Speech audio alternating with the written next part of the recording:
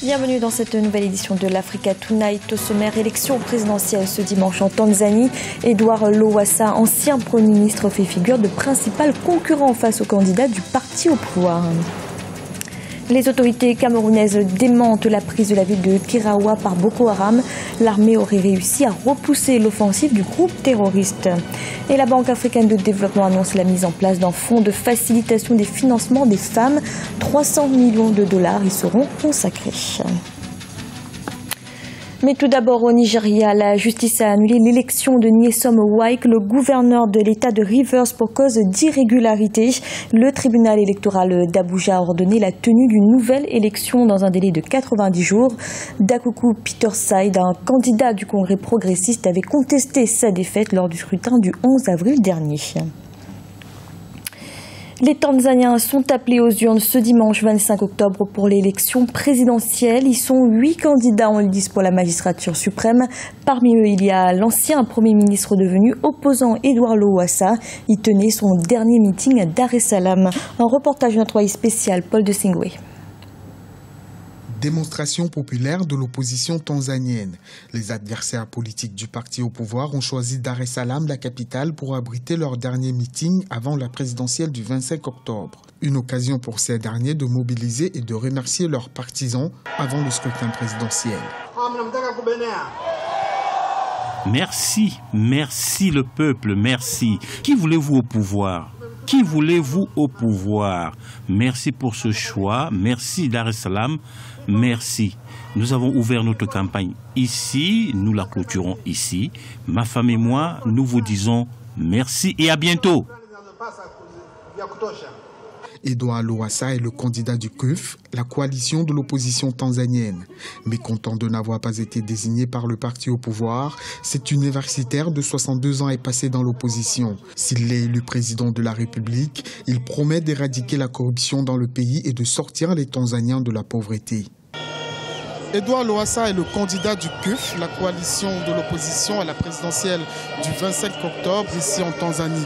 L'ancien Premier ministre assume cette migration politique, ce changement de cap. En quelques mois, il a su se faire accepter au sein de l'opposition et aujourd'hui, il en est tout simplement son leader.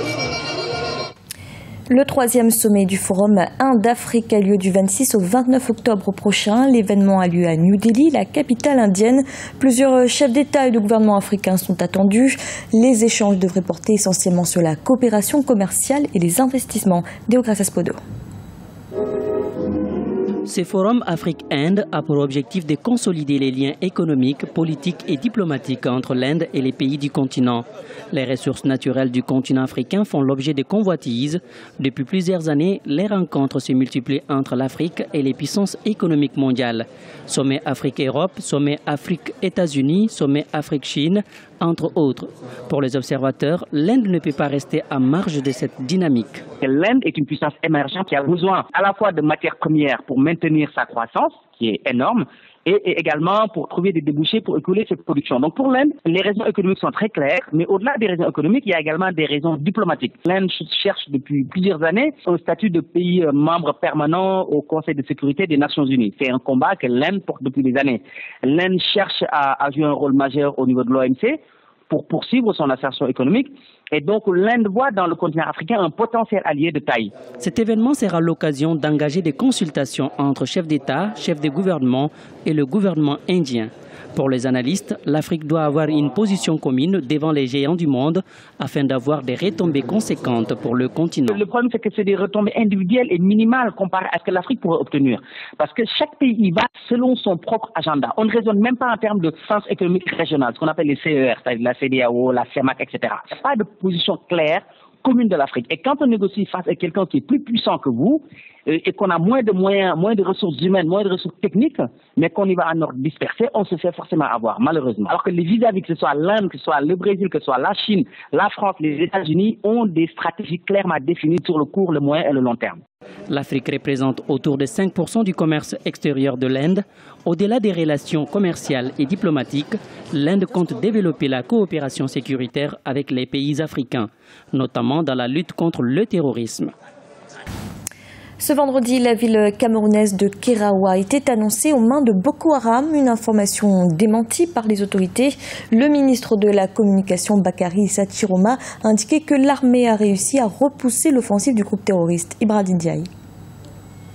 Le Cameroun a démenti l'information selon laquelle la localité de Kérawa, située dans l'extrême nord du pays, est entre les mains des islamistes de Boko Haram depuis ce vendredi 23 octobre 2015. Boko Haram, la branche ouest-africaine de l'État islamique, avait mené une première attaque la veille jeudi 22 octobre.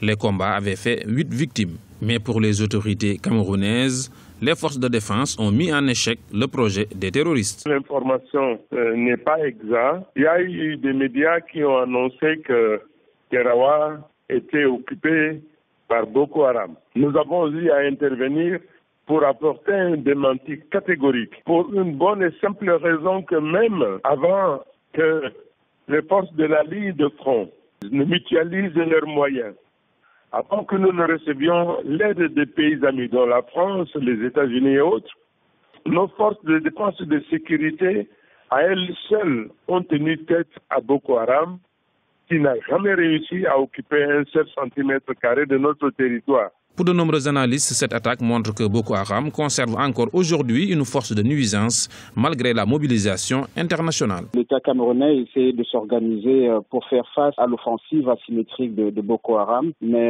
ceci étant, Boko Haram arrive quand même à perpétrer des incursions aux frontières, notamment pour la recherche des ressources alimentaires, ce qui n'est pas facile pour le dispositif camerounais parce que on ne peut pas étendre le long de la frontière les militaires 24 heures sur 24. On observe plutôt qu'il y a une bonne organisation du dispositif militaire le long de la frontière. Même si ce dispositif reste insuffisant, il faudrait peut-être que l'entrée opérationnelle de la force multinationale mixte soit effective pour que une bouffée d'oxygène puisse être ressentie côté camerounais pour enfin contenir cette menace terroriste.